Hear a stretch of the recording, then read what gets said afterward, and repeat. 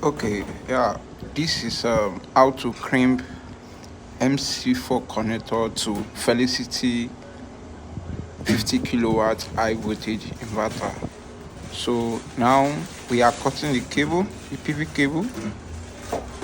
So after cutting the PV cable, you know you insert the lock. So you insert the lock on the cable. So after inserting the lock, you get your crimper. This mc4 lock crimper.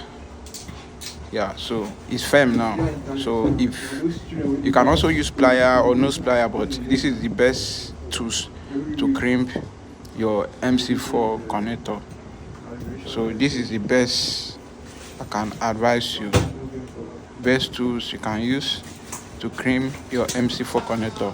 This is felicity high voltage inverter, so you don't have to connect it directly because it won't work.